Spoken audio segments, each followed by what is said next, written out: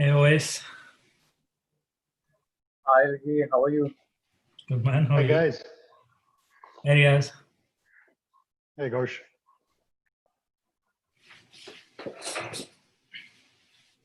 Hi guys, I'm just trying to get this YouTube bitrate thing set. Something is wrong with the current bitrate apparently.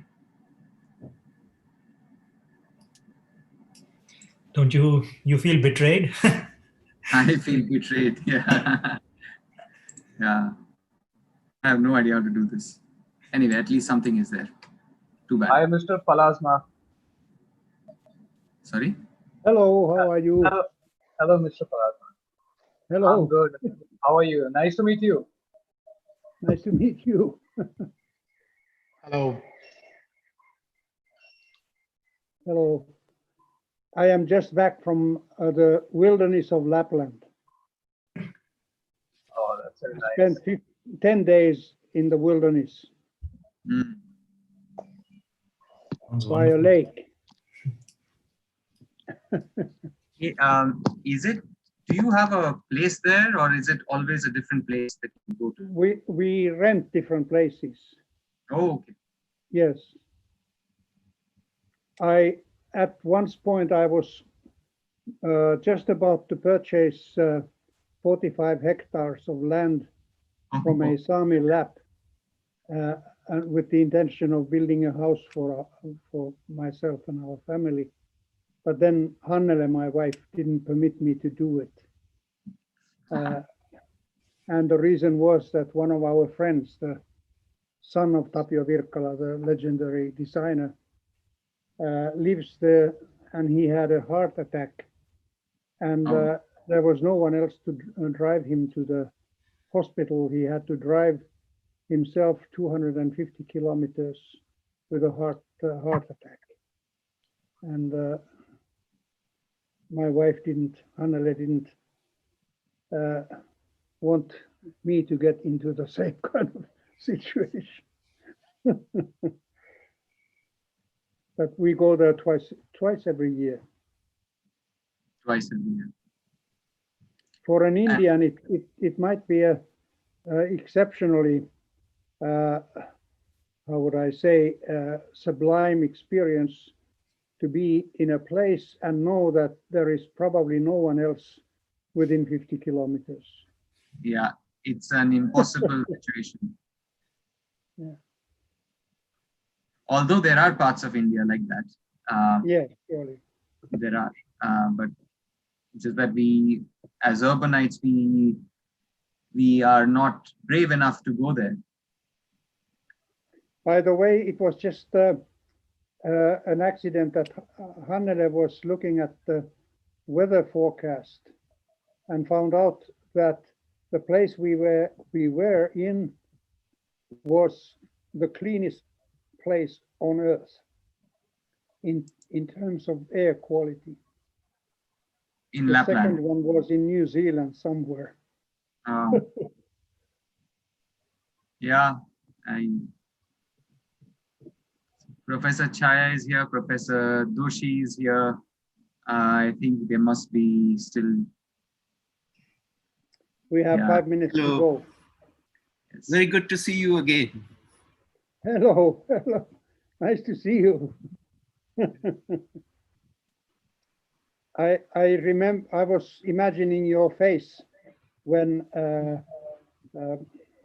heard that you might be joining us. Yes, yes, I cannot miss this one. It's two of my real gurus.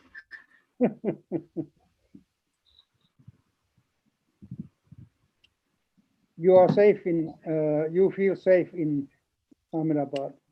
Yes. Well, it's everywhere, but one is at home. Do you need, do you wear masks in the streets? When I go out, yes. Yes. Yes. We also do it whenever we are in a crowd of people or indoors. If we are Yes, walking, that is true. In the streets, we don't wear them.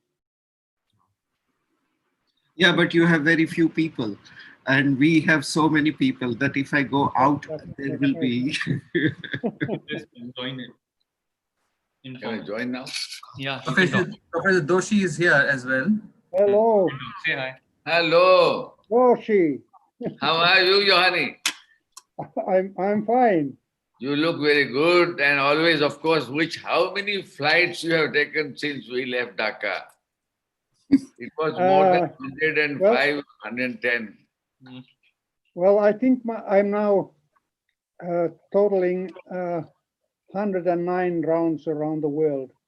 But Yes. in the last 6 months, I have not taken any trips. And I like it. I love it.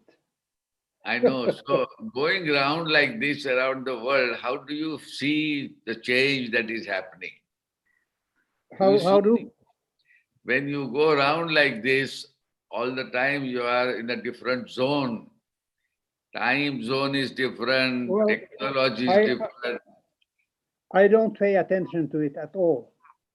That's It very doesn't good. affect me. It doesn't affect me anymore. Doshi, we should remember the two stories of Karthikeya and Ganesh. Yes. Because Shiva had two sons. Yes. And he asked them, what was the question? He told them to Go around the world. go around the world, yes. And they get the fruit of knowledge. Yes. So Karthikeya was a very active one, and he actually went all around the world. In the meanwhile, Ganesh, who was the lazy one, he just went around his parents once, and he said, I've seen the whole world. Yes. You know, the question is not what is happening, what we go around, but because it is always exciting. And I think what Juhani has done is that he has not only done this, but he's all the time discovering what is happening in the world. And not our world only, biological world, zoological world. I think all those things are very exciting because when we look at all this, where is the house? Where is the dwelling? What kind of a place do we live? And I think the kind of thought process there is very different. And I remember we were talking and he was explaining.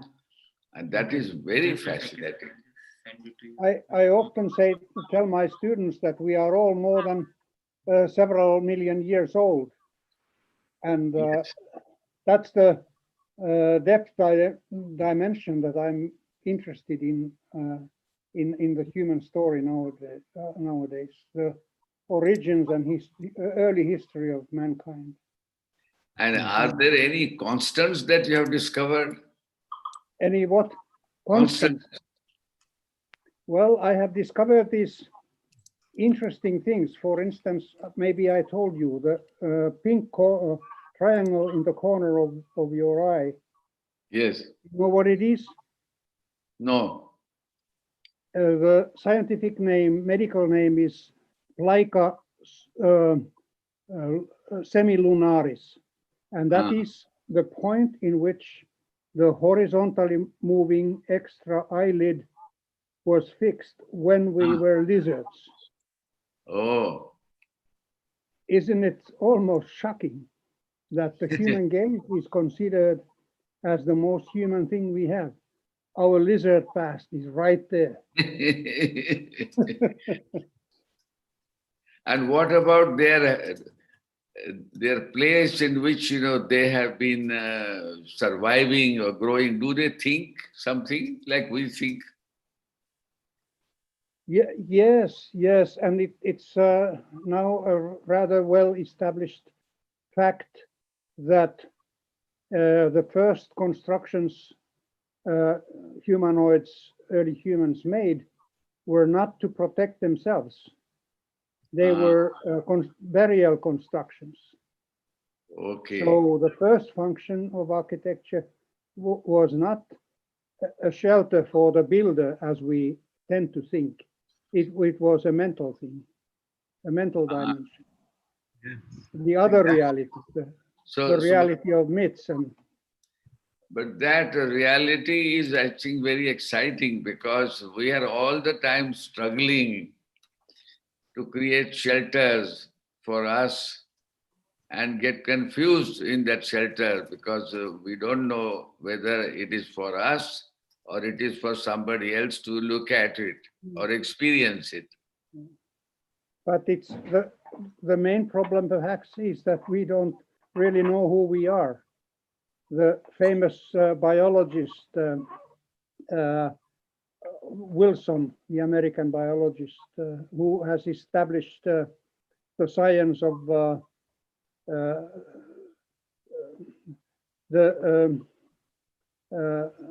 what's the name of his book? I'll tell you in a minute. In any way, in one of his books, he biophilia, in the book entitled Biophilia, he says that, has a sentence, the greatest problem humans have is that we do not know who we are and we cannot agree on what we want to become. That is true. And since we do not agree, we don't agree on anything. We are all the time in flux, always changing and thinking who we are. And I think that's very true. And I think we are living in an era now when there is more disagreement about things in the entire world than for a long time, perhaps ever. When you think of the political situations everywhere, just disagreements. Yes. Hi, Juhani. Also, hello. Hi, Prem here. Good to see you. Hello. Good to see you. Yeah. I was just thinking today to write you a letter. Oh,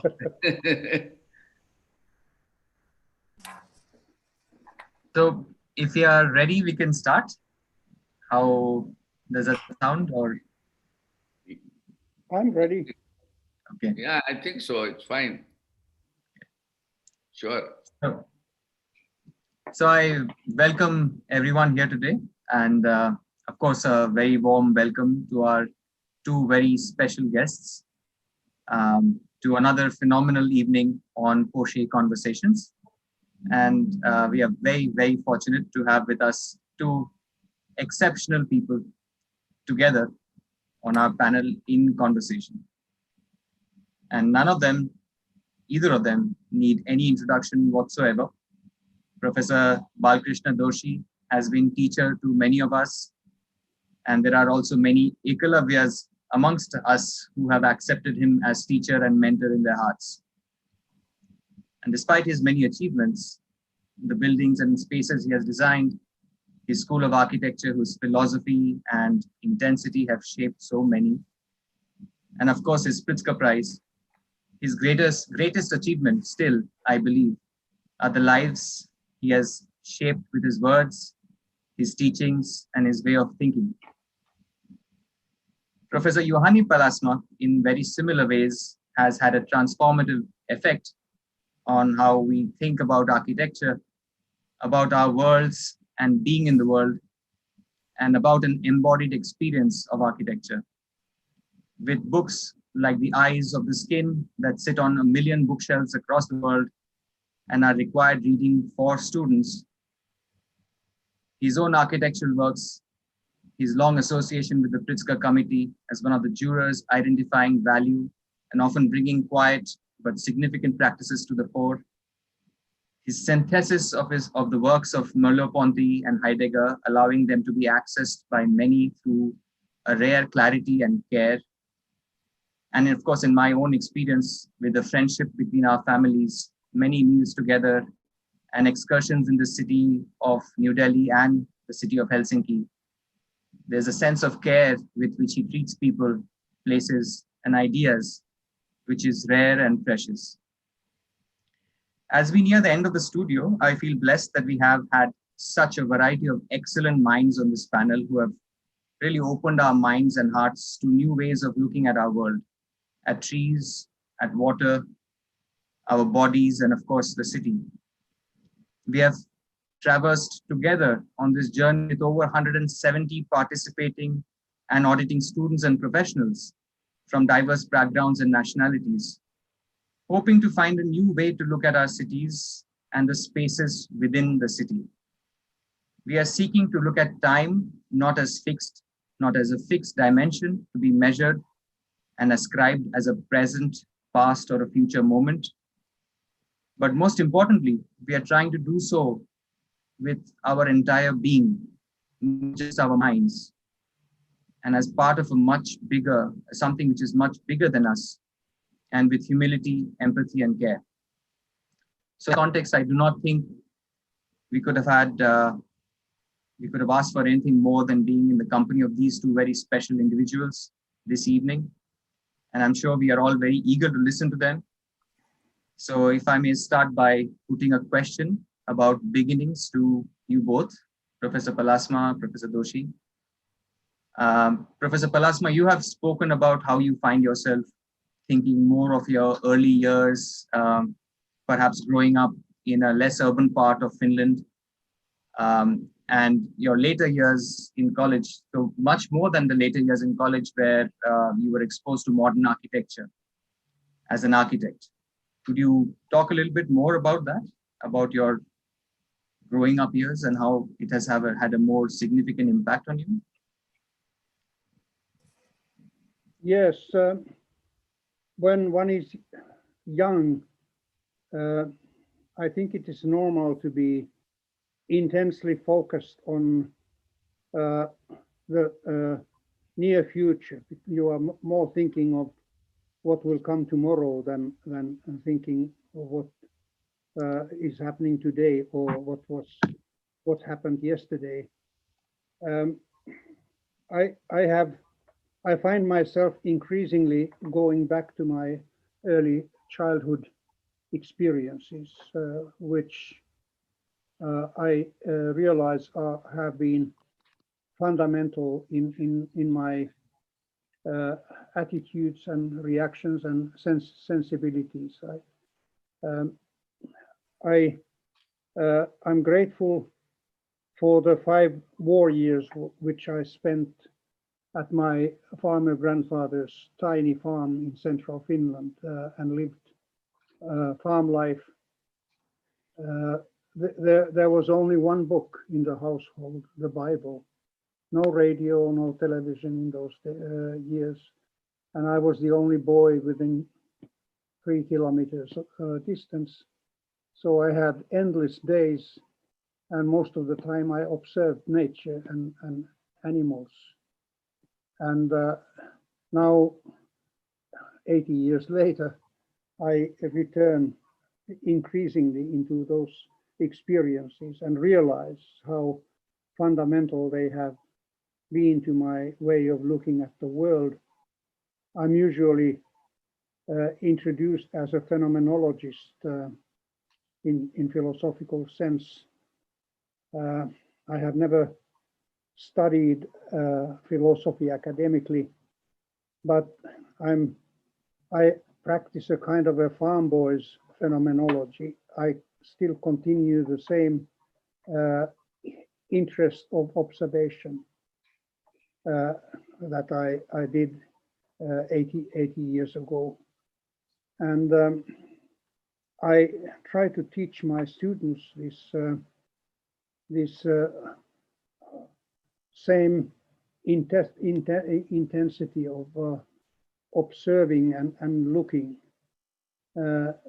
That's possibly the best way of learning is just to face things and absorb the messages.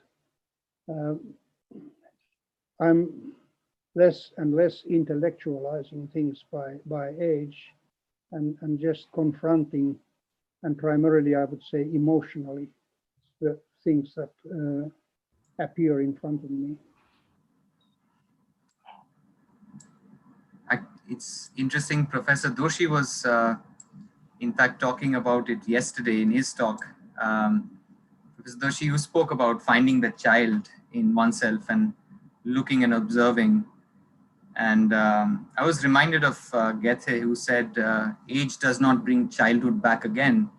Age merely shows us what children we remain. But why is it that we try so hard to become adults?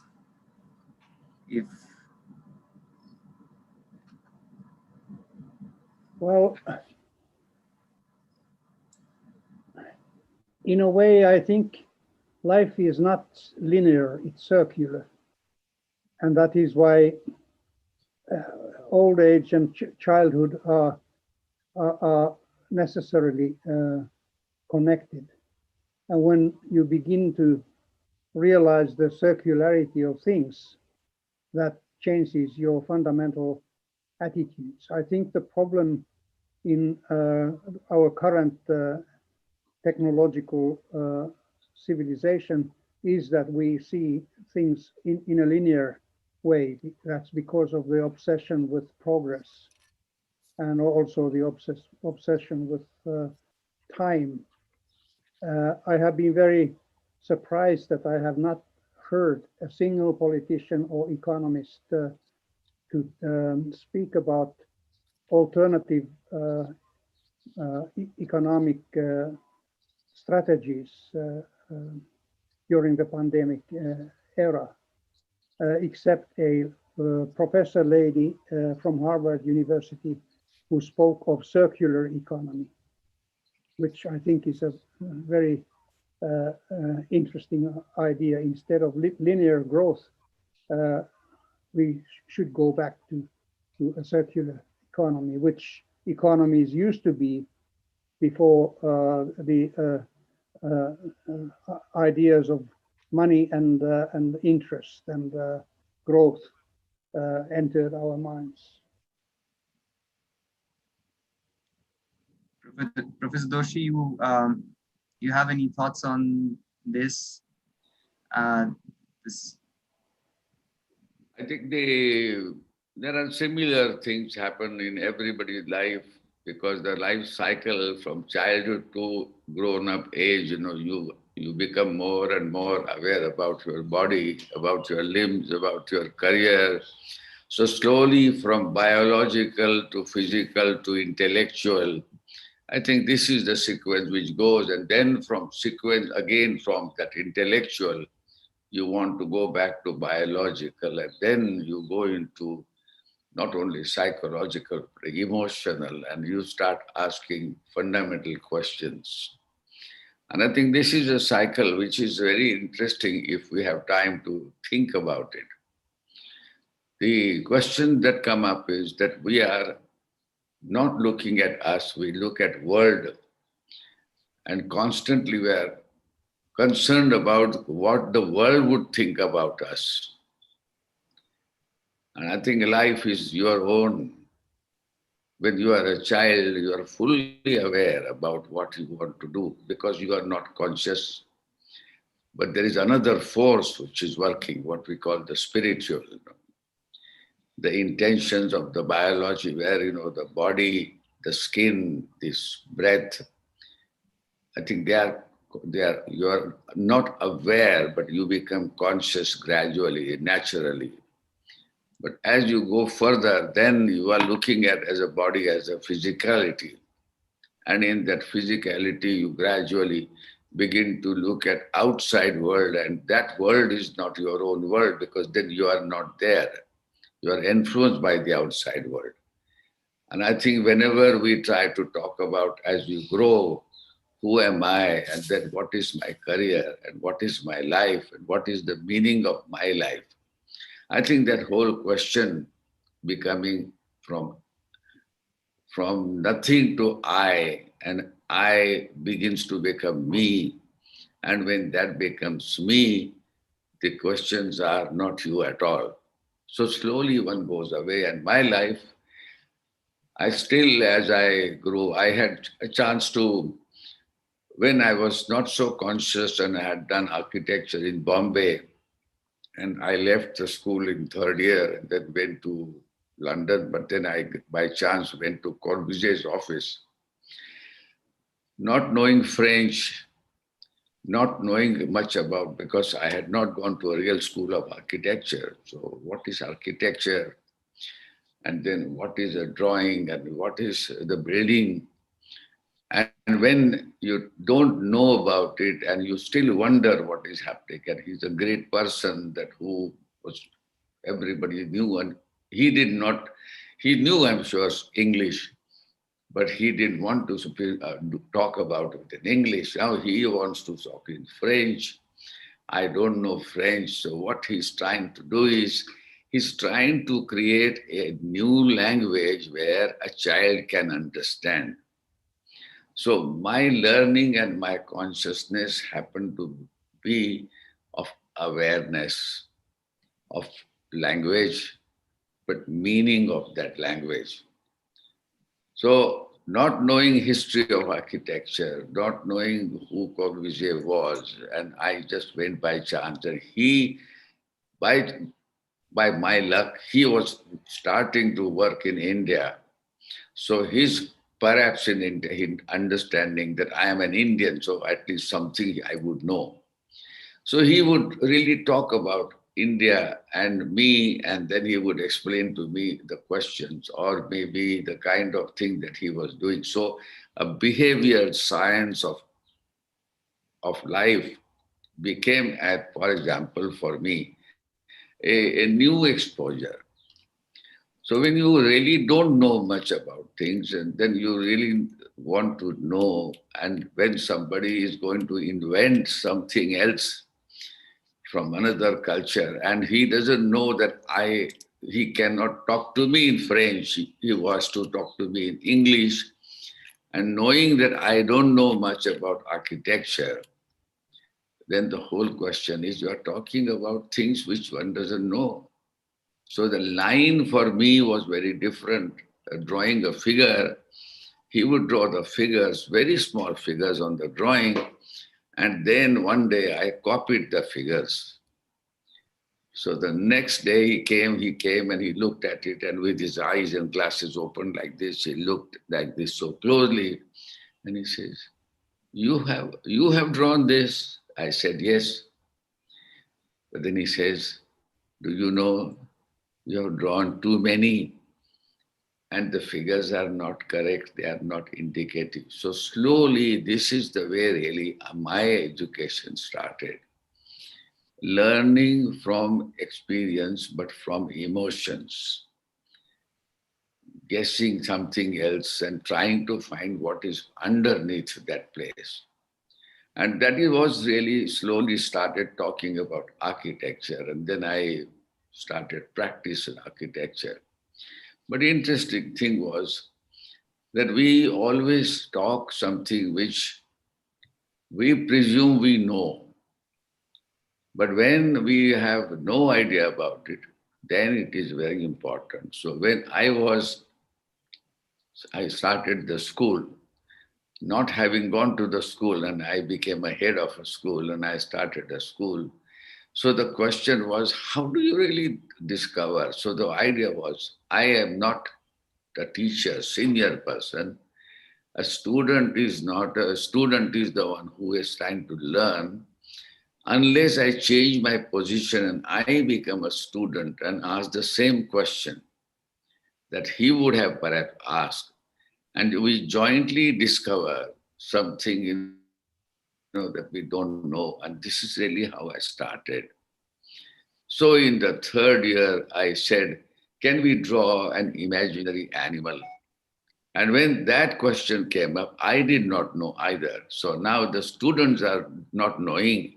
So when they had to decide an imaginary animal, they began to think about all kinds of things. So whether it's a tail or an ear or a horn or eating or a body which is long or a short or tall. Now all those things for them was a discovery, but for me they were even more discovery because I did not know. So I learned through the students' knowledge something that I wanted to know. So I pretended to be senior and I was asking them what I wanted to know. So really what it means is that you are talking about life as you grow, you learn, and then you become a student, you become a teacher, you become something else. So learning was for me very important. But in all this, I was asking one question: what is the meaning of life? Because Corbusier's buildings were there, we talked about buildings, but we never spoke about aesthetics of architecture there, in a sense, physically saying this is beautiful, this is not beautiful, because it was not his intention. He was drawing and he was making a section, and I had to discover over time what it is. So when you don't know things and when you have to find something that has happened, then you begin to ask. So the question that we are asking is, when we go to school of architecture, we have already defined architecture. We already defined the word. And that word, I think, is one of the things which is not a correct thing. So as one goes along, then one begins to discover that there are other things to learn about this life. So what I nowadays think is, if I have to ask the student to talk, I would say, can they live life fully? Do you live life fully? The reason was full size, live life full size. Now, why it is a question? Because that is the really intention, that unless you know what is the meaning, what is it that you are consciously or unconsciously knowing, and this is really what it is. So this is where I began my career, and that is how I then started practicing. Can I add Yes. one more aspect to this? For me, a kind of a second birth took place in the early 70s when I worked or taught 2.5 years in Ethiopia at the Haile Selassie University. Only there I realized how strongly we are products of culture. I realized that my world and patterns of thinking, my values were different from those of my students. First, I thought I'm going to teach them, but then I realized that I was the one who was learning, and I somehow learned during those 2.5 years to step aside my own cultural obsessions, which was a very importantly liberating moment for me. I began to read anthropological literature, for instance, psychoanalysis and so forth. In many ways, I questioned what I had learned until then, and even I questioned my self-image, who I was. So in many ways, those 2.5 years in another culture became fundamental for me. And then through my studies, reading in anthropology, I realized how deeply conditioned we are by our specific culture. Not only certain conscious ideas, but unconscious reactions. For instance, our relationship with space is culturally conditioned. And after all of that, I have become rather critical of the current practice of architects building across cultural boundaries, and simply because for a Western European, it's impossible to understand Indian reality deeply. And I think I have often thought that architects who will build in a different culture should have a special examination, a special pass to do that. Otherwise, they will distort things and confuse people's reactions. In India, the issue is that we look at life differently, in a sense that there is more spiritual than physical. Yes.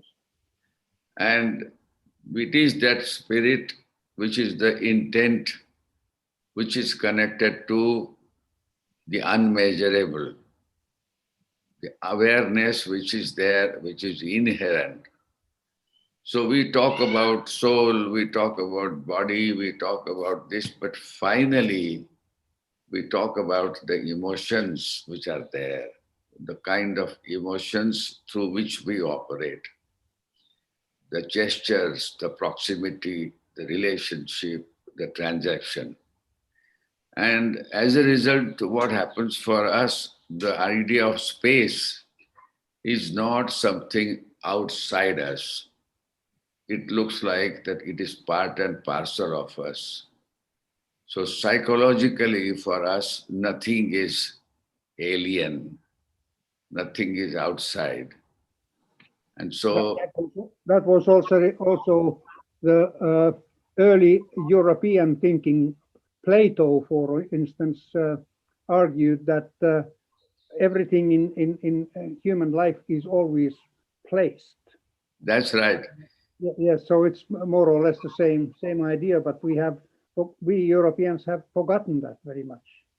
Actually, the function is a natural phenomena. I want to sit, so I sit. I want to walk, I want to walk. I want to really touch something, I touch. So I have the whole idea, I mean, in our culture or when we talk about this, we assume that it is an extension of our body, of our emotions, of our psyche. So the relationship between space, form, structure, etc. is as if that they are members of my body. Now, as a result, what was happening is that emotion plays an important role in this transaction. And in that, there are no problems of structure. There are no problems of something, which will work, which will not work. So when you are in a fluid space, and when you are really talking about your emotion is to sit down and dance, you move the table and you can do something and you have the space. So what happens is the body and the space are constantly interconnected, as if the limbs have extended, emotions have extended, and entire thing becomes one. They are not separate. So the material idea, the constraints of the material, or the kind of division that we make between I and you, or it is possible, it is this or that. So it is malleable. So the whole question is the space fluid? Is making of a building, is it the body that I'm making? Is it really the thing that I can communicate with that body? And I think this is really one of the essential parts. So it is like anthropocentric, that you are changing. To give you an example, if I have this room and I have to do some rituals, which are sacred rituals, which are little away, I would just turn this place around, create some rituals, create a diagram, draw the diagram, and symbolically I have made that space in the mindset that I have. So I have made it into a temple. The moment I have made it into a temple, psychologically, I don't think about the space, I think of whole thing as one. And when that entire thing is one, I have lost myself, and the space and the form and the structure have become me. Now, this is where I think our culture talks about. So just to kind of bring it back to our studio, and which is, these talks are part of this studio that we are doing on New Delhi. And I know that Professor Pallasmaa, whenever he's in Delhi, what he enjoys most is a rickshaw ride through the old city of Shahjahanabad. He's never been much interested in seeing the other parts of Delhi. And what I wanted to ask you both, and I think we've lost Professor Pallasmaa, hopefully he'll join us soon.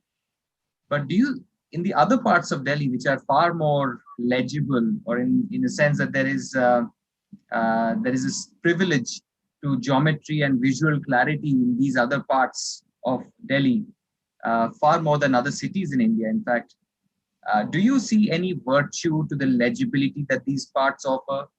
Or why is it that we still prefer to the lived city far more than these other kinds of spaces in the city?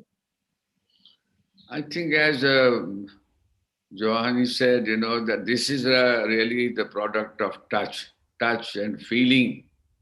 So you use the whole organism, your whole body biologically, and you get a sense of space, smell, touch, and the joy that what is there. And I think this is where the difference is, that your identity becomes one and not separate and not fragmented. So the more crowd you see, the noise of the rickshaw, the kind of rickshaw and the surrounding that is there, and gradually you smell, and then you look at the touch, or you sense everything. And I think you become more and more aware, and you become fascinated by that biological connection. Yeah. Professor Doshi, you were speaking about the charcoal drawing yesterday, and how the charcoal stick as a tool heightens a sense of consciousness, and one is fully aware. And I bring this up because we are also looking at the tool in a interesting way. Professor Pallasmaa has joined us again. We were talking about the tool, and that it's in the use of the tool where the ego kind of sort of dissolves. Do you really agree with that? Sorry, I went blank for we lost you for a while. 10 minutes. Sorry. No problem. I think we had a chance to discuss these things, when we were in Dhaka. So what I was talking about is the biological understanding. And when you mentioned about the ancient beginnings, the sense of touch is the essential thing to become aware. I think you had mentioned just before. And I was talking about this, that our body really, when the body gets physically, then emotionally, then psychologically connected to the world, when the world approaches to you, when you are in a rickshaw and you hear the sound and you feel the body touch and movement and whatnot, I think we lose the distinction of separation. And I think it is important that when you want to enjoy, you see, the whole idea of perception is psychological to me. That everything that you do, there is an inner core which is having a conversation. The brain doesn't, intellect is put aside. Emotions take over, memories take over, the kind of characteristics take over. And your childhood or your body, which is not really disciplined in mental ways, becomes very important. And I think that is where the difference has happened now, that whenever architecture is talked about, it is all separation. A wall is a wall. Wall is not me. The staircase is not me. I think all those things now have become so important. And then the question is of materials. When there is a texture, you talk very often about the textures of surfaces, the kind of nature of surface and the tactile quality of the surface. How does it really affect emotionally when there is a patina, when there is a rains come in. I think all those things, are not anymore talked about in present day architecture. We look at them as inert matters, far away. Yes, well, this is what you are saying suggests or means that we have, as human beings, in our age, we are becoming increasingly visual creatures. And even more specifically, we are becoming creatures of focused vision. Yes. Whereas biologically, ecologically, the peripheral vision is more important. Danger always comes from the periphery, not from the focus center. And so this development towards focused visuality and rejection of other senses is a totally unbiological process. And we are accelerating that today, for instance, with the kind of instruments we use today, which detach our body from our communication increasingly with the world. Things become entirely abstract in the sense of lacking the connection with place and time and body. And in my view, it is the task of architecture to resurrect the humans as sensual, sensory persons, and also bring back emotion to our relationship with each other and the world. Yes. The other thing. No, go ahead. Sorry. There are philosophers and that argue that there is not even any thinking without emotion. They argue that every idea, every expression always begins as an emotional charge. So the development away from emotional connection and meanings is a very strange, unscientific orientation. But so much what we are doing today is just simply foolish. For instance, in Finland, handwriting, we call it, which connects the words, the letters to each other, that was stopped in schools. Oh. This is just, stupid, because it is exactly this collaboration of the hand and the eye and the mind that roots language deeply into our being. But I could mention a number of examples where just willingly current culture goes away from what is the natural, the responsible thing to do. Yes. I think idea of rejoicing things. In making things, you rejoice the things and you enjoy the experience of the whole act of rejoicing. Really takes the whole body with us together. And at that time, the periphery disappears and a form appears there which also delights the eye. I was in Kutch long back, and I saw one gentleman there who was making the hut for himself. And he took the mud, and then he took the sand, mud, etc., put his feet there with water. And gradually, when he was making that wall was made as if it was a representation of his body.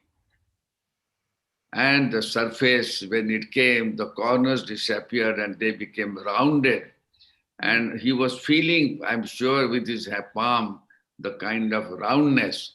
And when he made it and when he went up gradually, he created a very different but very subtle, sensuous ending to that wall. And then he created the opening. He stood little away, and after a while, he painted the edge white so that it embarked, he made an emphasis of that entry that he had to say, this is the place which is the center of the place. Now, to me, this example is so important because it was his extension, almost a sacred act. But today, if we say, we'll say it is not a wall. Second thing is that we want to talk about something which is produced from outside. And when we get it, then we are obeying that one. So architecture word really is not the correct word, neither building. It is the creation and extension of oneself. So for me, that is what I think one should talk about. So, Professor Yes. Pallasmaa, before you left, or rather after you left, we were talking about the city, in fact, and I was telling Professor Doshi that whenever you are here in Delhi, you always like to go for a rickshaw ride in the old city, and you are not much interested in the city of the New Delhi or the city where it's more of a city of legibility. And I think that kind of led to this discussion. So what Professor Doshi is talking about, that little white marking around the entrance as a way of creating legibility. But the gesture of a city where you make a legibility with a strong axis or a line, how are the two acts different? Sorry, I didn't understand now. Two acts, which acts? Yeah, so Professor Doshi was talking about this mud wall and how he makes a little white paint on the border of the entrance as a way of demarcating entrance. And that is also a form of legibility, of making it more readable, as well as the city, where somebody draws an axis and makes that into a legible kind of a gesture in a city. Both belong to the acts of inhabitation, how we inhabit the world and make a connection between ourselves and the world. And there is a fundamental difference, of course, between traditional societies where more or less everyone built his or her home, and to the current situation where dwellings are becoming increasingly consumer products. We are outsiders to our home entirely nowadays, in comparison with Doshi's example of the man who built a mud house. There's also an observation which I made in Bandiagara in Mali, where I went to see the Dogon settlements, which are among the finest of any traditional environments. Their construction seems to be entirely tactile. It's entirely controlled by touch, by the hand. But then they didn't have glasses and windows either. Now that they were introducing windows, the windows are almost necessarily rectangular. They are hard-edged, sharp, and it was possible to see right there on the individual construction sites how architecture was turning from a tactile exercise to a visual practice, which introduces a distance and intellectuality to to the process.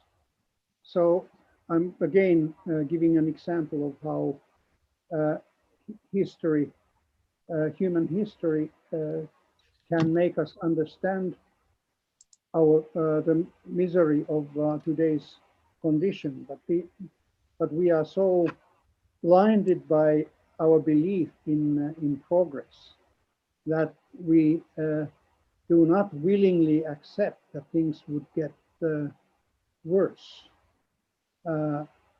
I think things are getting worse exactly in this sense, that we are becoming isolated in our world.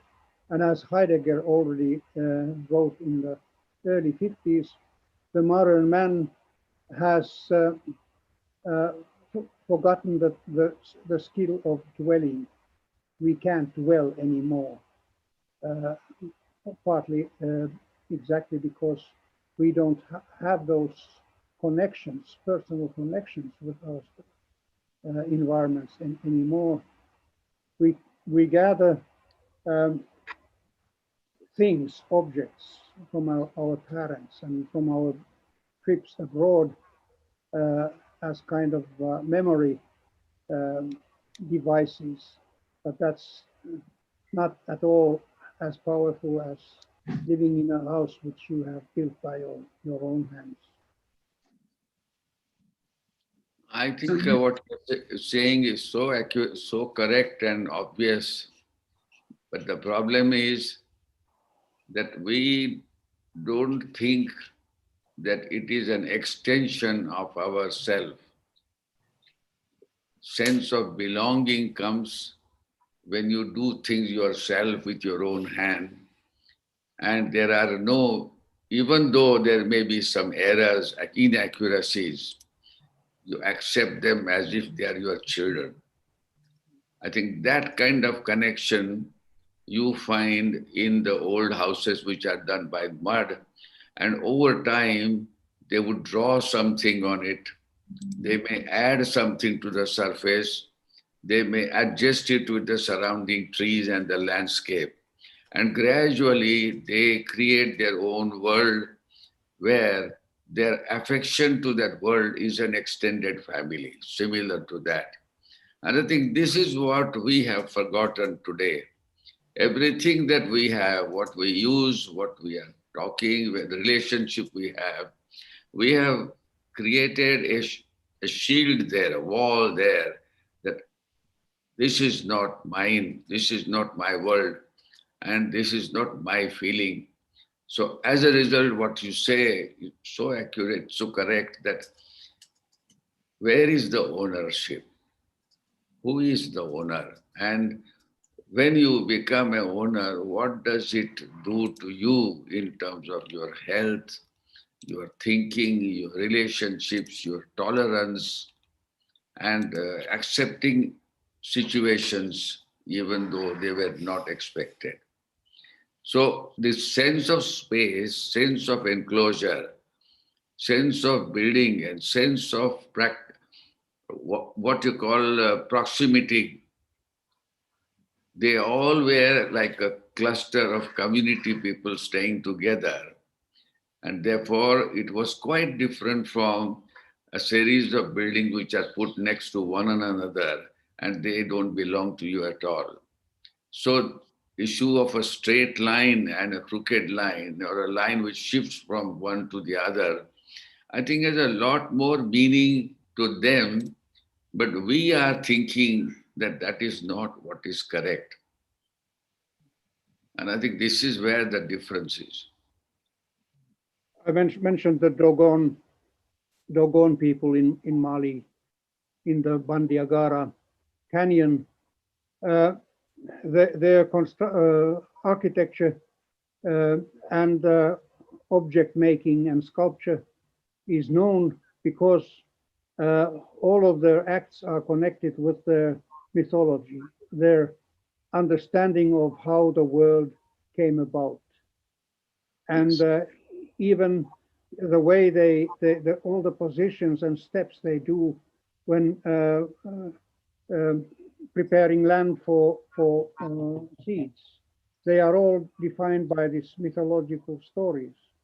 The way they sleep in their bed, it comes from the myths, which means that everyday acts, the mundane acts, connect them with the mythical other world, which you use the word spiritual dimension.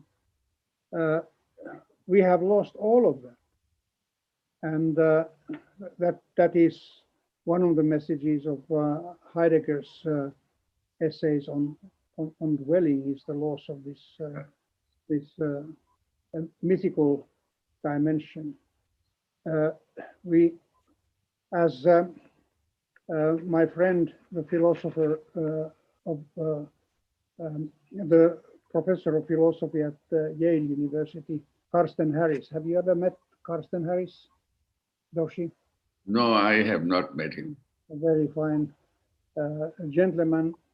He has a powerful argument where he says we dwell in both space and time, and the task of architecture is to free us from the terror of time.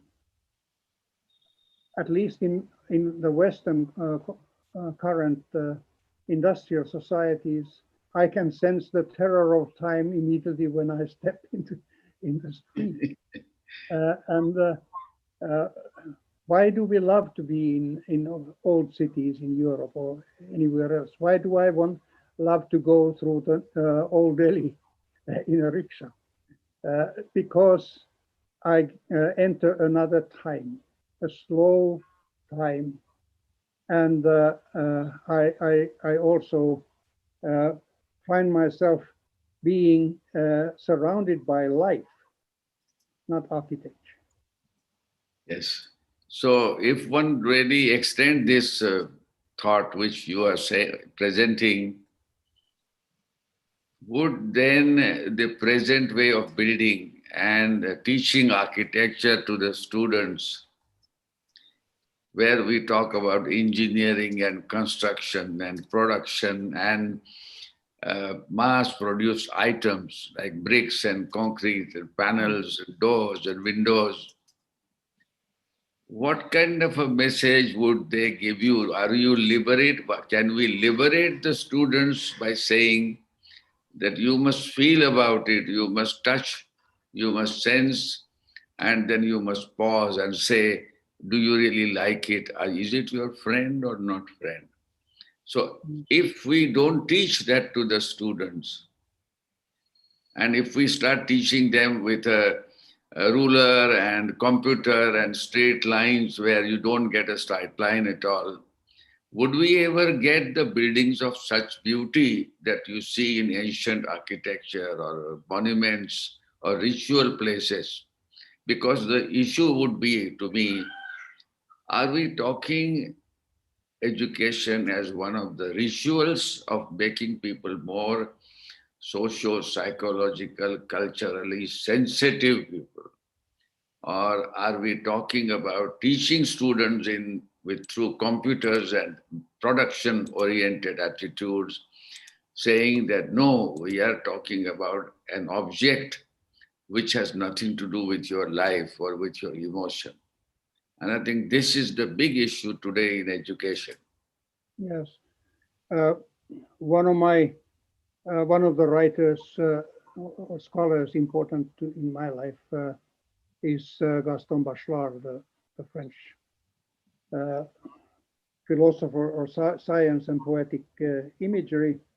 He distinguishes two different imaginations: formal imagination and material imagination. And he argues that material imagination conveys stronger emotions than formal imagination. I think this is a very, very appropriate observation, again connected with the pure visuality of contemporary world and architecture. I have already 15 years given tasks to students they work from the very beginning, the first moment onwards, with material, and it leads to a completely different process and surprising results. So I'm telling this just to suggest that there are alternative ways to approach architecture, which we should explore.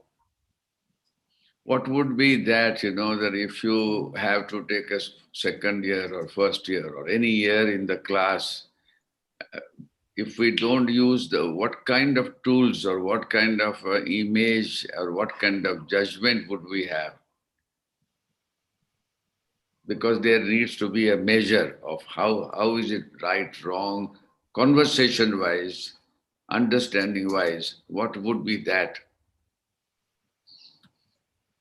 Well, I think it's very much we emphasize intellectuality. We tend to think that understanding is a category of the intellect. Okay. We do not usually accept that emotions also judge, and emotions are perhaps much more important and accurate in judgment than intellect. That's right. So would that mean that if we start using and allowing people to become emotional, sensitive, they would become much more what we call related to, as if that they are talking about creating an extended family. Yes. And I think that is what you are saying. Is that correct? Yes. And I'm also, my attitude is that I'm not trying to teach what architecture is. I tell my students in the beginning that I'm not going to teach you what architecture is. I'm trying to teach you or make you aware of who you are. Because That's right.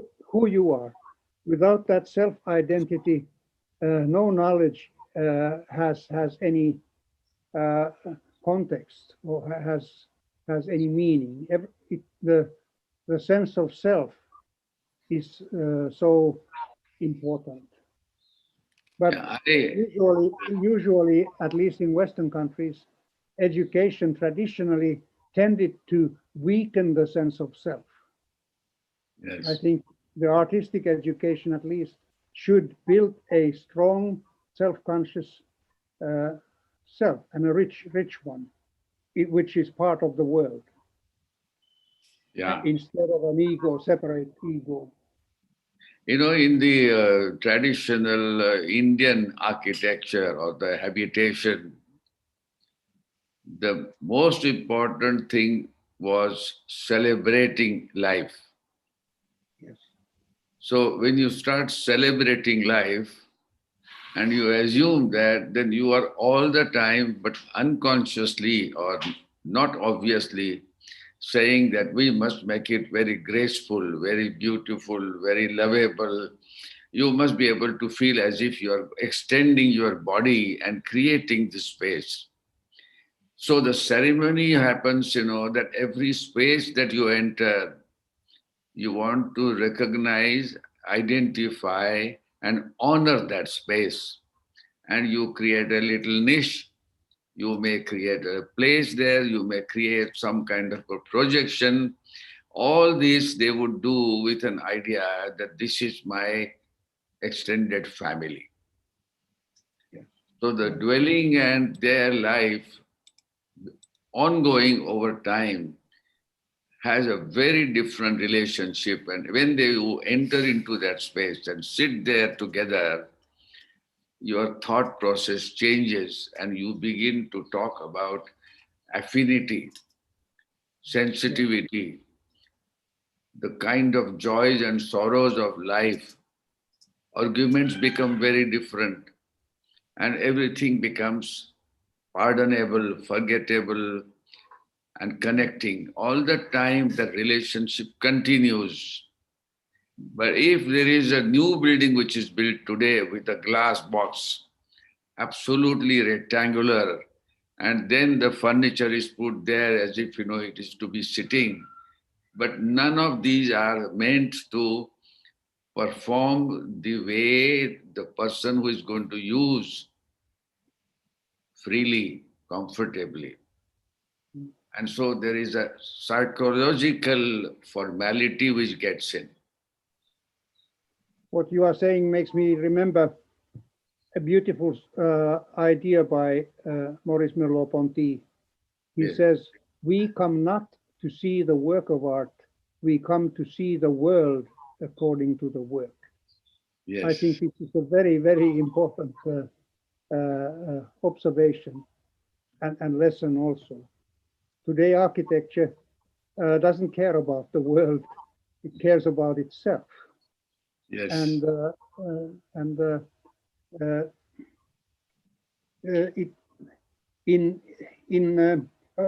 another idea of Merleau-Ponty is that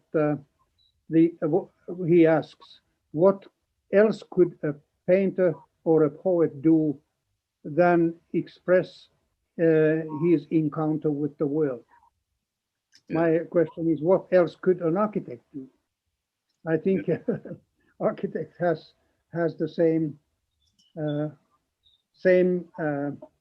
task to make us feel how the world touches us, and making a home is the most subtle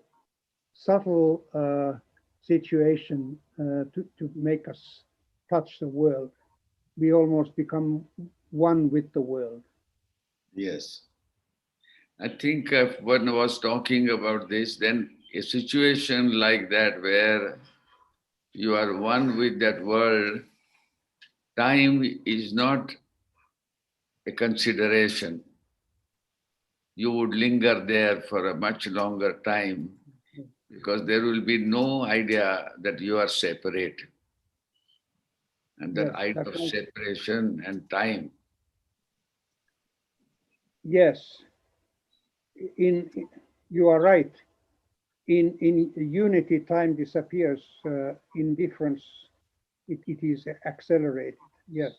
Yeah.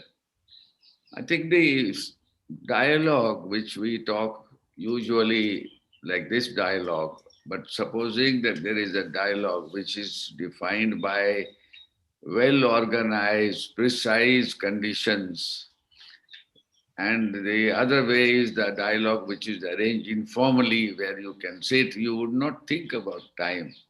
You would not think about whether you are saying, you are not even sure what you are saying is consciously or naturally. I think that obvious consciousness, that formality, that feeling that I should not hurt somebody, I think should not come into the picture. And that can only happen when things are made as if they belong to you. So the sense of belonging is very important. Don't you think so? Yes, yes, and ultimately, we all live in worlds that we have made ourselves. Yes. It is the world of our life and history and consciousness that we are projecting around us, and that's where we live. That's also usually forgotten, and there is a tendency to think that the world is there, and we are just outsiders to it and looking at it. No, we project the entire world ourselves. Yes. I saw in Pompeii years ago when I had gone to Italy after the earthquake, they made some models there. And those models of human beings around and the houses, etc. I was so fascinated by the whole atmosphere and the kind of location, the image over what was happening there. It's like a theater there of what must have happened at that time.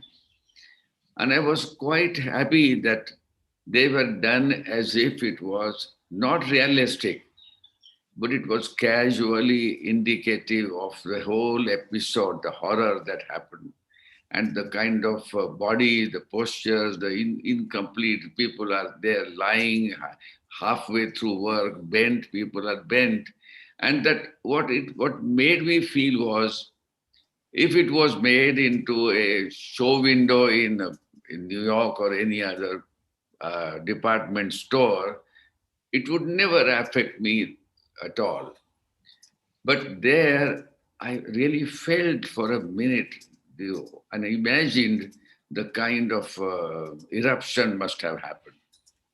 And I think what we are talking about is, should not really then an architect think about that those are the events which have memories, which have subtle nuances, which have something to communicate. Should this not be the intention of creating a built form or a place? Well, Bashlar says that home is a place where we can dream safely. Yes. Architecture should support our dreaming, daydreaming, and night dreaming as That's well. it. Yes. So how does one do? How do we do that today? In India we have 800 schools, if I'm not correct, and 20,000 architects come out every year, and that production line is really becoming bigger. And how does one really then work in this country? And what would you suggest we should start with? I don't have a suggestion for you. I would just say that I'm very how would I say, critical of the orientation of architectural education nowadays, which turns and also architects themselves and their associations. We tend to turn our craft into a service profession. We sell services just as lawyers do, and we build for anyone who just pays for the job. I think we architects should get back the wider understanding that we used to have back in history. Architects were the respected men in societies because of their deep wisdom. But we have willingly given up that ethical ground and just become, and we sell professional expertise. Yeah. Expertise altogether, as one of my heroes, Joseph Brodsky, the Russian poet, says that no real craftsman gathers expertise, he gathers uncertainties. Yes, it's true. No, would that mean that we should really change the whole idea of a classroom into a studio, or like the atelier of the old times, where you are allowing them to explore yourself and the world as you conceive, and a teacher is just a guide or a catalyst? In many ways, so. I think the teachers in our societies, at least in the Western world, implant a distinct practice and set of attitudes and values into the mind of the innocent student.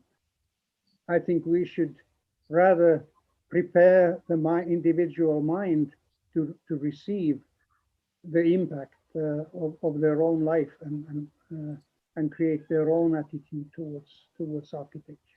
Architecture simply has become too formalized on all levels.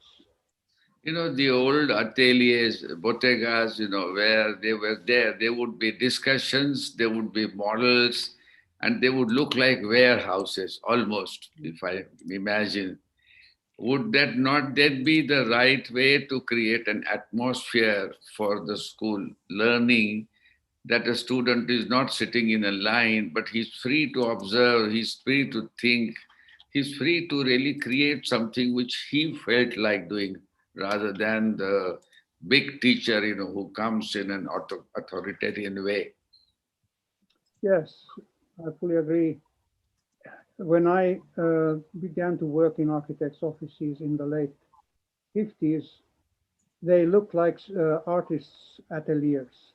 Yes, There was a bohemian sense and liberation and a strong tactile feel of the profession because of all the, papers and materials and instruments and certain disorder also.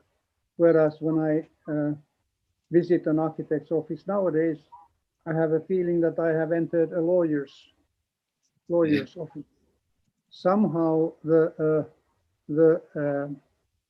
atmosphere of making and free thinking and empathic thinking has completely disappeared. I think the little chaos, little unorganized sense, partly gives you a scope and a chance to play the game. You want to remain a child. You want to remain a little free person and not say, this is my life, this is how I have to do. Don't you Yes. think so? Yes, and it's also the psychological or perceptual fact that our vision and consciousness is most active at the Yes. periphery, at the boundaries. I think this applies also to school education. It should create such boundaries where students individually to which students individually react, and they become different individuals because of the lack of strict instruction. Yes. I was even thinking that today everything is become so clean, so mechanical, and so organized that everybody says we must finish in this time. I was thinking that if there is a chaotic situation, exactly the opposite, at least in a part, not the whole place. And there you had those little studios, which are connected but little away from that with the noise and others. And those clusters have these students who work, come there, learn, see, they can have a tea break, they can come back, so that we can allow the student to really think about his life as if, that he is a master and he becomes more creative. Yes, because in becoming an artist or an architect, the main moment, I think, is the fusion of self and Yes. your work, Yes. till the point that when you work, you are all, in fact, working on yourself. Yes. Wittgenstein has a beautiful sentence in one of his collections of ideas when he says, architecture and philosophy are similar. They are both ways of working on yourself. Yes. Yes, very true. Now, I really feel that today we decide a condition of production so many architects per year. But if we say that it is okay because we need a factory of people to do things mechanical, but to create excellence, to create unusual things, to create exceptional models, we must add on there, small cells of things, where people can come and they get lost, but they become creative and they create something which is a new demonstration. Yeah. So many And schools also, are added. Yeah. Go ahead. also, I think we should give up the idea of architecture as a specialization. Architecture is a generalization. It is probably the human craft that that combines all aspects of life, physical, Yes. mental, environmental, etc. So the idea of educating young minds into specialists in building is an absurd idea. Yes. I feel that during what I gather from what one talks or hears or reads, during the Renaissance time, there were these bodegas and then there were streets, where there are models. And so really you were walking through the whole world where you are always imagining, inspiring, getting ideas, and constantly you're thinking about creations, not obligations. And I think, would that not be a nice thing that in some places we create these little campuses which are left over and people can really come and be free? Would you advise something like that? Yes, I would. And I would also question that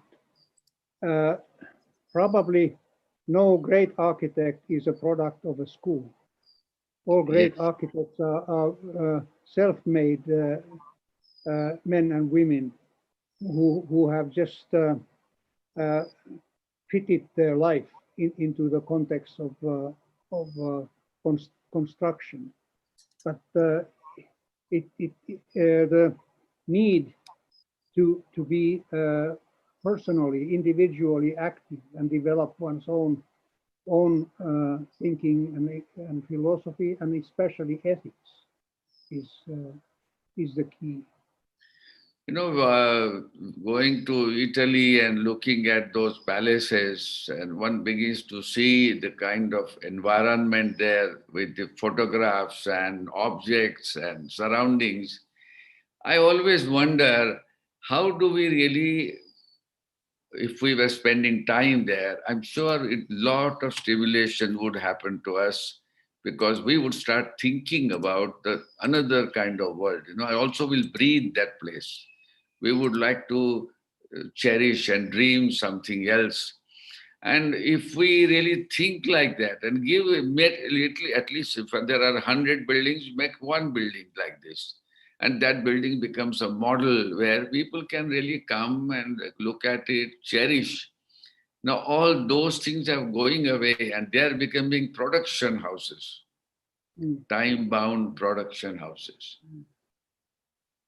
Well, And that is the Indian condition. So I think it would be important for students and in education not to teach architecture as a separate thing, as a walled-in discipline. In my entire life, whenever I have started a new project, I've never looked at photographs of other architects in similar tasks. Yeah. Never. I have always gone to look at icon paintings, the Siena School paintings, yes, Fra Angelico, and so forth, Piero della Francesca, and all the way to the Impressionists. I think it is much more, how would I say, inspiring to seek inspiration from the other arts, which than architecture, which focuses immediately on a distinct disciplinary professionalist attitude. Look at Fra Angelico Alvarado Yes. when he was a young man. Fra Angelico.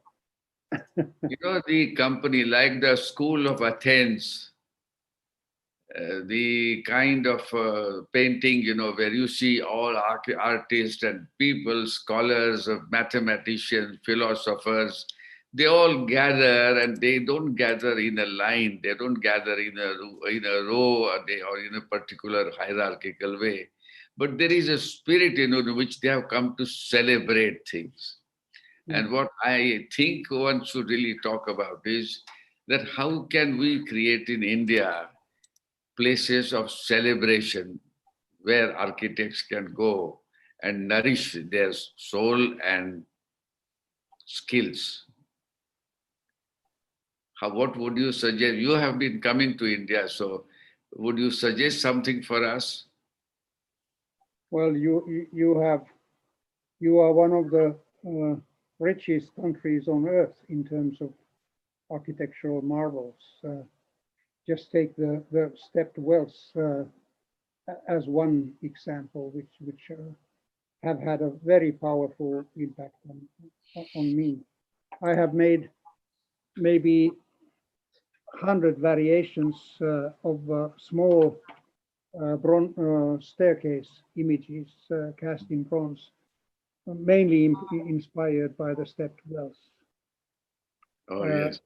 So your country is a very, very rich country. I would say almost any country has this richness if you just find it back in the history. That's right, yes. Are we all right on time? Yes, I did not want to interrupt this beautiful conversation that you were having, and I had some questions, but I think that it could, there was far more here for us than all of these questions could have answered. Maybe one last one I could just, Sure, you know, yeah, is it okay? Yes, of course. Oh. So, you know, over this past few days, we have been speaking a lot about memory and timelessness of memory. Could you both speak a little bit about forgetting and maybe the value of forgetting as well? Yeah, Juhani.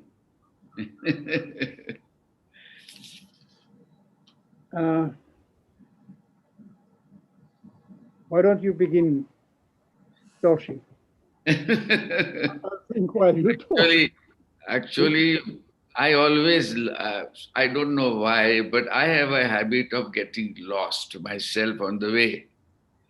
So this whole issue is very dear to me because once you get lost, you're gone to another world and another place.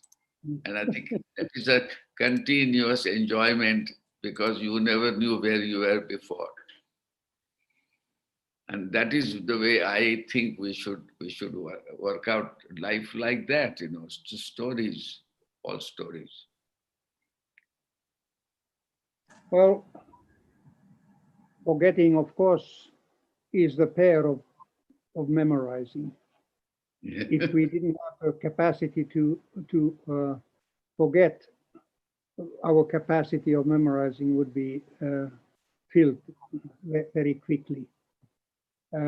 But forgetting is also has an ethical dimension in human communication and thinking of also even historical events. We humans need to have the capacity to forget, because forgetting becomes forgiving Yes. eventually, and that is significant. Yes, it's true. Professor Pallasmaa. Yeah, go ahead, please. No, you go ahead. So I was saying, Professor Pallasmaa, I actually heard of the value of forgetting from you way back in 2006 when you had come for the Kurula Varki Forum in Ahmedabad. And I think I remember you quoting Joseph Brodsky again, where you said that in the end, all that you remember will not come to your aid, and what you have forgotten will be your best friend. Yeah, yes. So true. That's very true.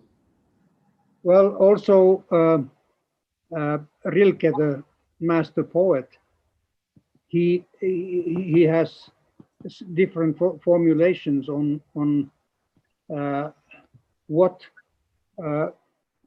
writing a piece of poetry really is, and we tend to think that it is a certain feeling which is the ground for a poem to come about. He says, no, poems are always experiences, and then he lists what kind of experiences. Half a page of experiences of hearing the cries of women in labor, staying at the bed of the dying, etc., etc., just endlessly. And then he ends up this almost half a page or 1 page of listed items, he says. And only when all of this has been forgotten, when it has become part of your blood circulation, then on a lucky day, the first line, the first word of a verse can emerge. It's so monumental that this is what I believe in. Also in architectural education, we need to have those experiences, and the students need to have those experiences because they are the raw stuff, material for new ideas. Yeah, I think nowadays we have forgotten the idea of getting lost. And even in the design, we make it so efficient that you can't make a mistake, you just get bored and you get out very fast. The labyrinth, has been one of the great things that one happens. And that is why I believe that the straight line is not the line which is the right line for joy.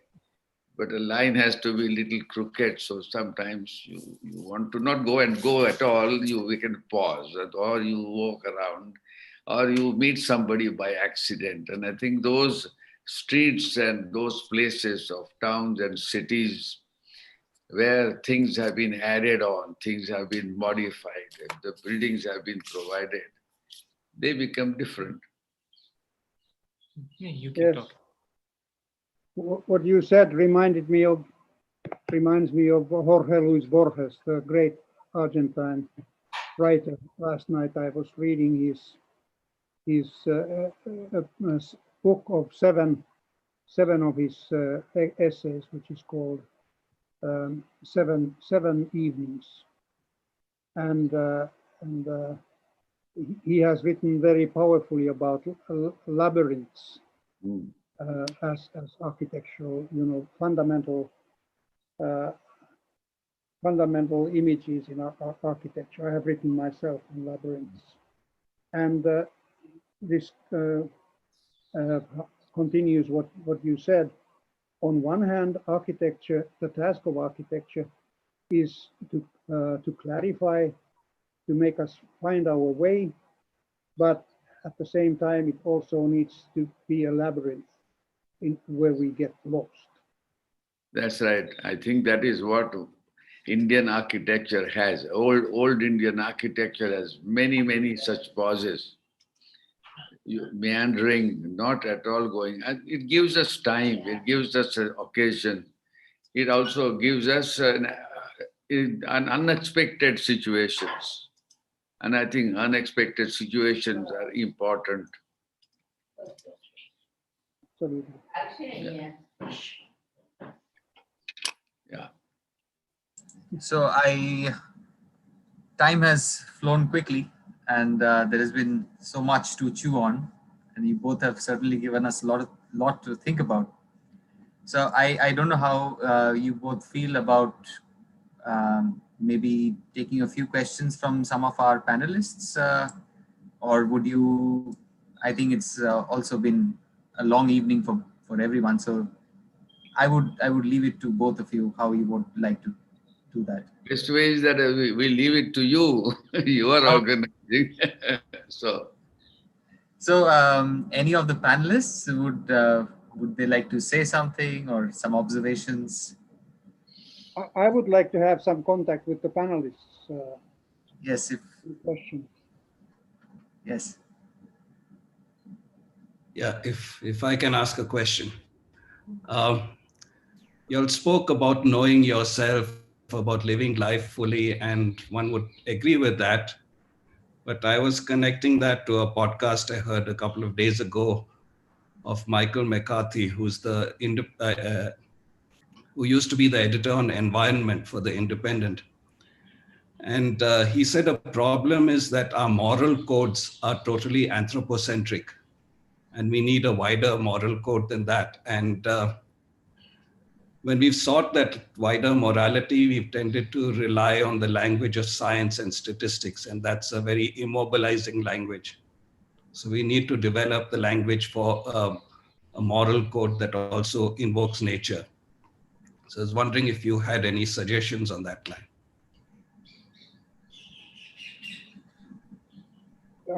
Are you asking me or for both of us? Yes, please, you go ahead, Johan. I have been very interested and written several pieces on the differences and similarities of science and art.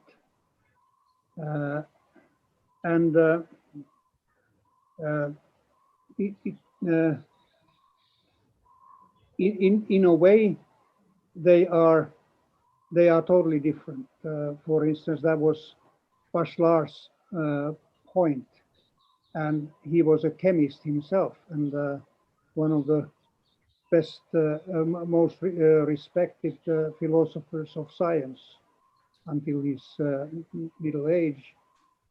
So he has certain authority when he argues that science has no way of saying anything meaningful about life.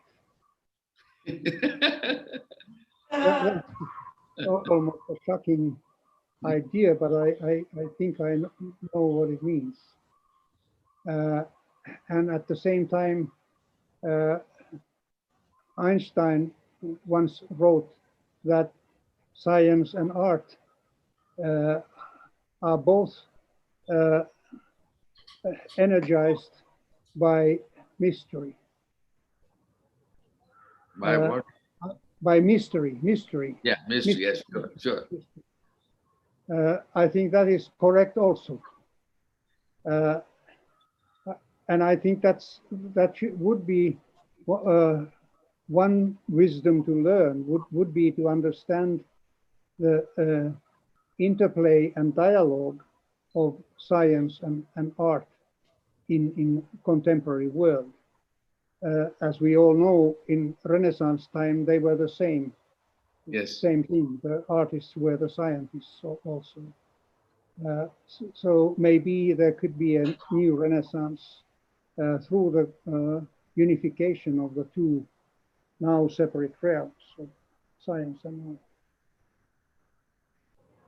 I think so. When you look at nature and when you look at the kind of general public, etc., you will find that when you want to analyze, you come across many situations where there are gaps.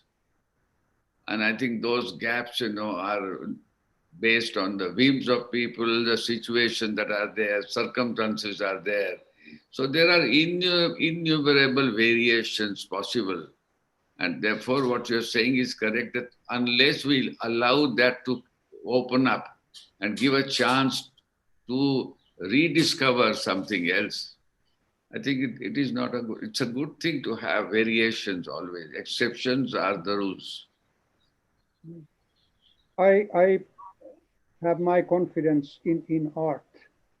I think art is the most powerful and genuine expression of human nature. Yes. And I have observed that whenever I read or meet a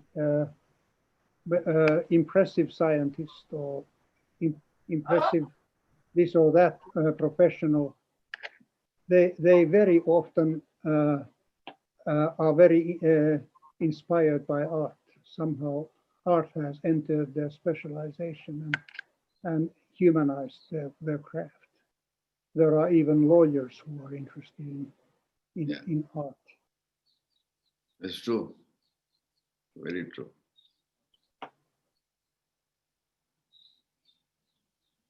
So, Sudipto.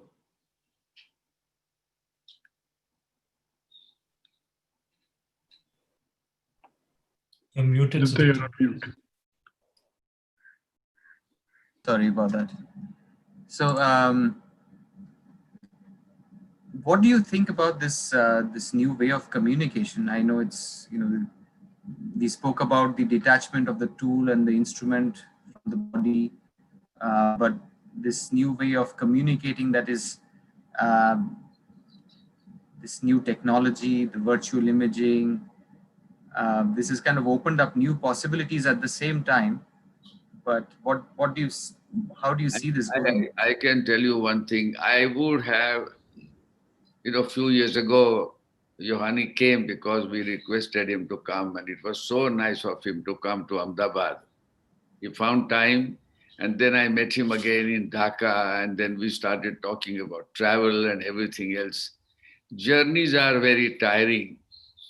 This instrument is the best thing that I found today, and I'm so glad that I'm able to meet, Juhani and have a chat with him. And I think if there is more time, then we could really go on meandering, walking, talking, reminiscing. I think it will be wonderful because one can then talk about his travels and what he saw and what he discovered. And then I may reflect and then talk about something else. I think the dialogues like this are very rare, and we should have those things. And I'm very glad that you arranged it. And, I am having, now I know how to get hold of Juhani, and so I can always tell him that, do you have some time? We can have a chat.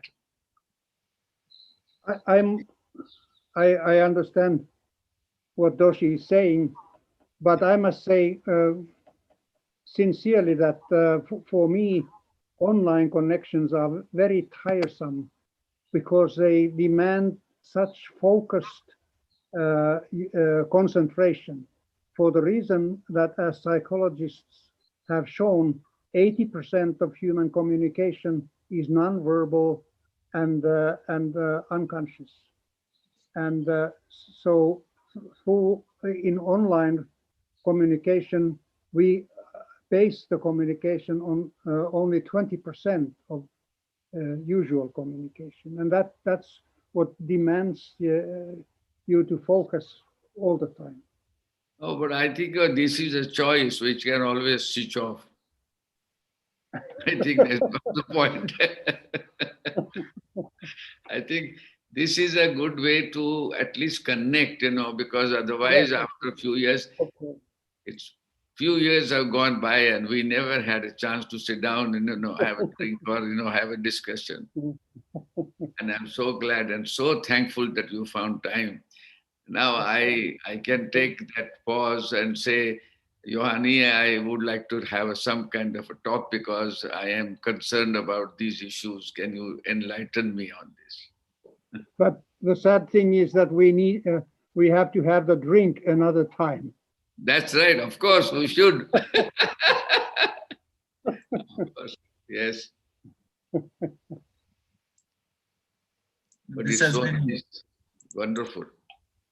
Yeah, this has been most wonderful, and I think if there are so many questions in the question and answer box from the attendees that I am scared to even venture there. So I think that this has been a nice. I find that there is enough that you've given us to really chew on, and I think we need this time to kind of think about all that you've said. One thing only I would like to suggest, that what we talked about, education and school and kind of a professional sensitivities to the environment, I think those things somehow we must bring back in our discussions and see that it has an impact on the institutions themselves. Because the whole idea is eventually that when we have our own people who are becoming graduates and who are going to practice, if they become more sensitive than what we are talking about, that will be nothing. It would be a great, great advantage and contribution to environment in India. It's a great tool for us in the school. Professor Doshi, on that note, I want to ask you something that both of you have alluded to. In some case, in some way, that though institutions are important, that in the present state of things, institutions are contracting rather than expanding the space in which students learn. I would just like to ask you to elaborate a little bit on this, and also, in some ways, our platform is hoping to do that in different ways. And what advice you'd have for us in using new technologies, as Mr. Pallasmaa was saying, that one has to be a little careful because of what is held, but you are very optimistic about it, in the fact that it allows us to be together in different ways. But I'd just like to know if you have any suggestions for what a platform can do in this kind of situation. My immediate observation is that when we have this machine, which is a silent machine, it is a passive machine. And I think that is the advantage of this computer and imagery and kind of ideas or collecting people. The idea is, could we not really talk about visiting sites, going to places with these setup, and really talk about those things, because we will never go out of the office or a classroom. And even the classroom don't exist in India in the real sense. And the teachers have no time. The students come from far away places. If you go to see Bombay, people go by train and they don't carry the models and whatnot. And the numbers are 40s, 60s. There's hardly teachers have time to discuss. When will we have time as teacher to sit near a coffee shop and then talk about this? Supposing that this same setup I take out to the coffee shop and sit there and have tea and then I have a chat, would that not be the right thing to do? Tell me. I would prefer that situation. Pardon? You remember one of the greatest thinkers of the last century, Jean-Paul Sartre. Yes. He wrote most of his texts in a cafe in Paris. Yeah, I had heard. I admire his writings, the intelligence in his writings, but when I read Sartre, I always find myself thinking, how could he come to this idea in a Parisian cafe, street cafe? But actually, the point is that we are sitting now and we have in our mind a focus. But in reality, we don't want, now what we are talking about is something else which strikes us on the way. And I think that is what is advantages of this tool. The tool is giving us a chance to break away and come back to something that we thought of doing. Yes. Because it doesn't cost anything to us. We are sitting in one place, we are carrying it. Supposing that this instrument I'm carrying to a coffee shop, and then we are sitting there and there are two other people come and join and then we go. I think it's a great tool to really elaborate and then you close it up and go away. It has no burden at all. Maybe there is a difference between the two situations, that you communicate with someone you have met and like I know Doshi, and then someone whom you meet first. It's the same thing as when you have seen a painting or a work of art in real life, then even the photograph, the printed image, gives you quite a lot more, because you have already grasped its size and all of that. So perhaps this online connection works best with people who somehow know each other and their backgrounds, because then those backgrounds are automatically revitalized by one's memory, and it becomes more more embodied in a sense. That's right. Yeah, that is true. That is true. It is very interesting because a lot of people on the panel are our co-instructors, and I haven't met any of them in real life, like Vignesh, Gayatri. I have never met them, and it's suddenly a new relationship has been forming, which is also very interesting. And some of I think the focus is always there are no travels anymore, there are no journeys, but one realizes that all journeys are to the within. We are all making finally a trip to our own selves, sitting wherever we are. And I think Yes, but I think one very interesting thing that has happened. Many of us don't know each other. The students, certainly, we do not know them.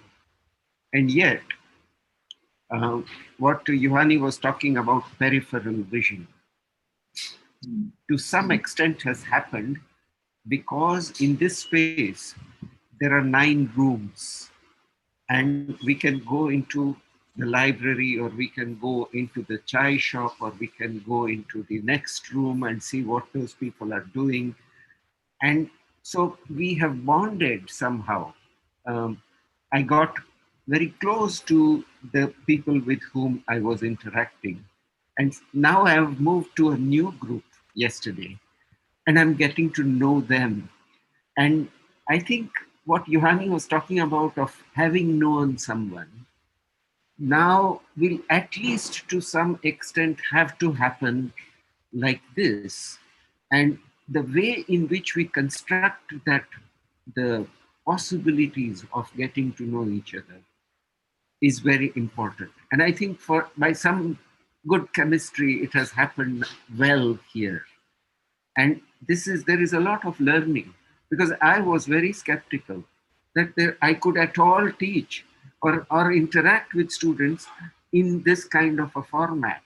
And what you said about the fatigue of the screen, I have in an extreme manner.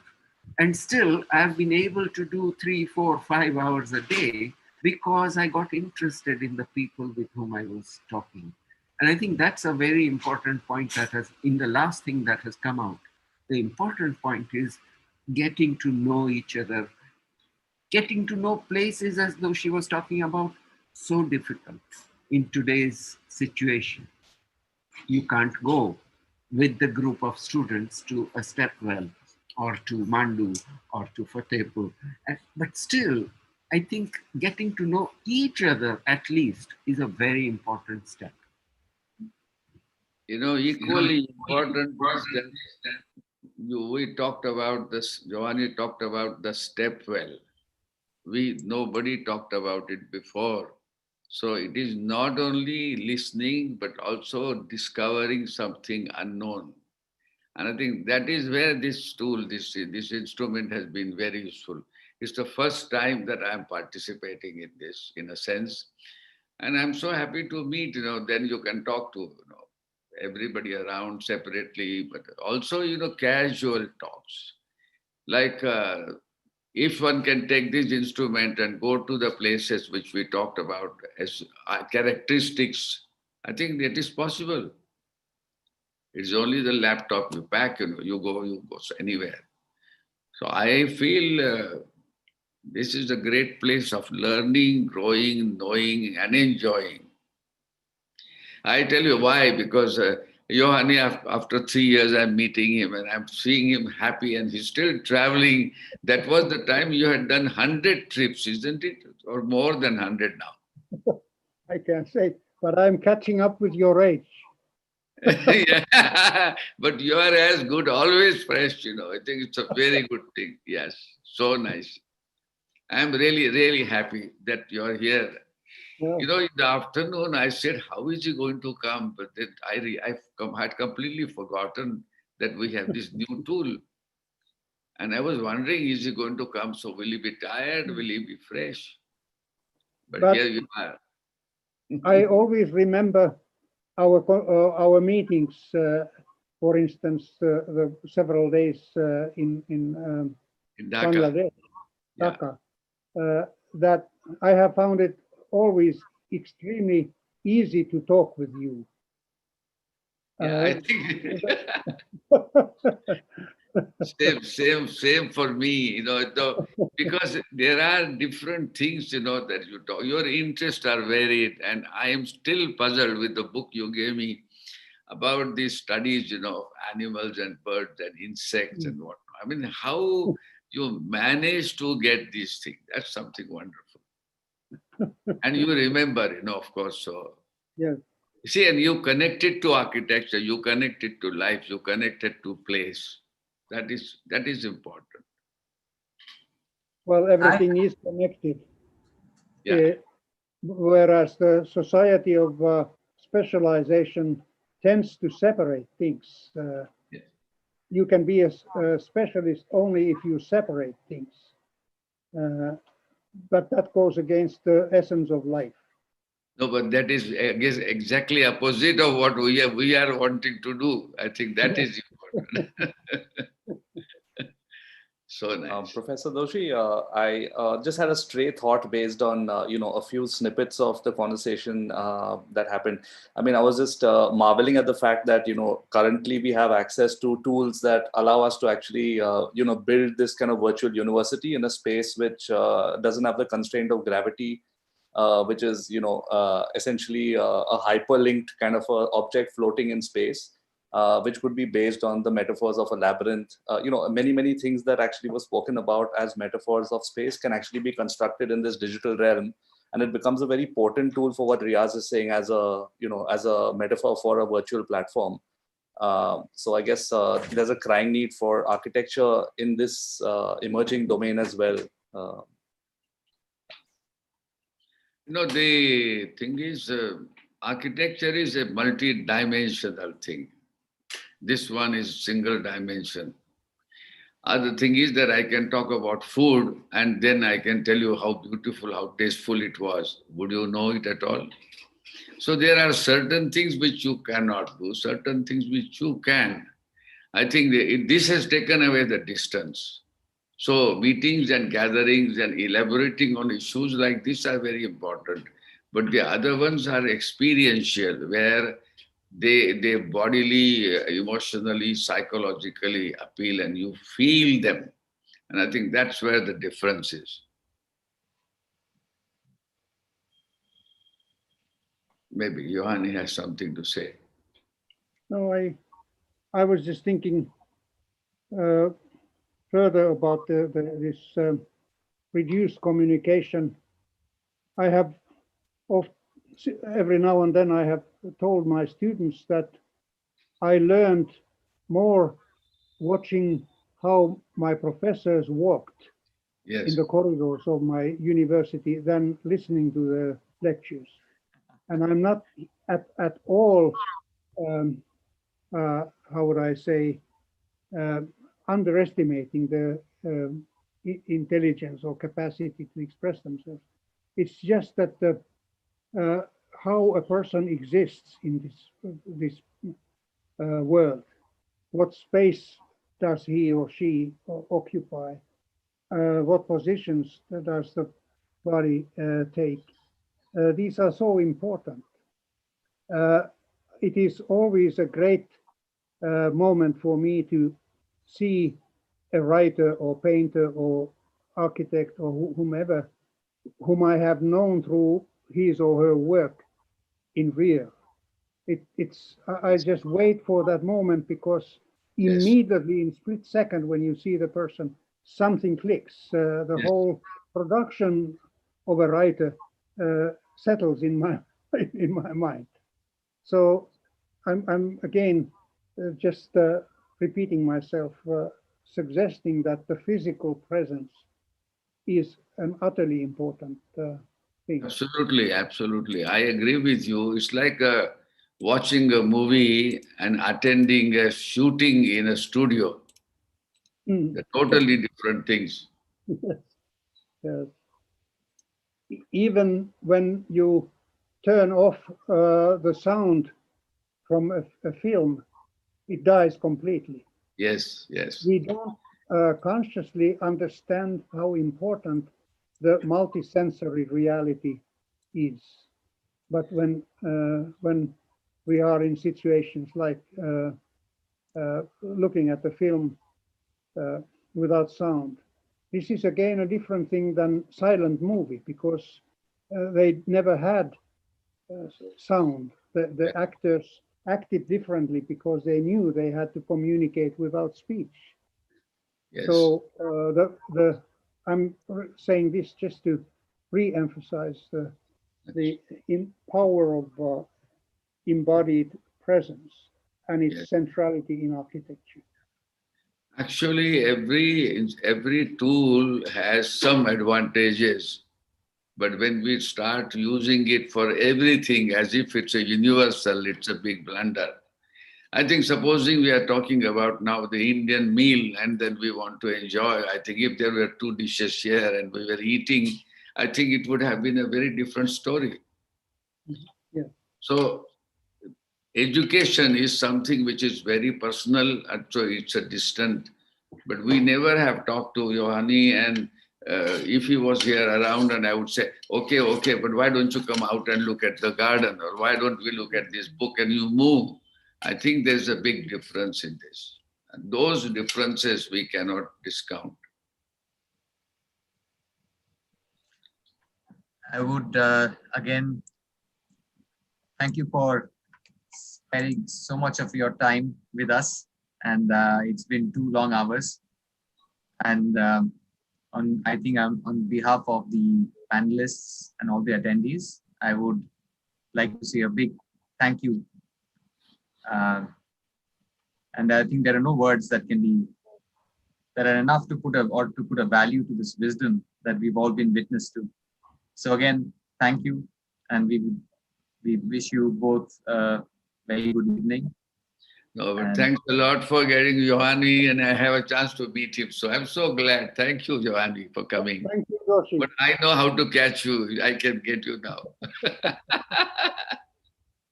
But Yes. we have to get the glass of wine together also. That we will manage. We will get it. If not virtual, we'll find a way to meet somewhere physically. This All right. was, yeah, bye. So, thank you. Thank you.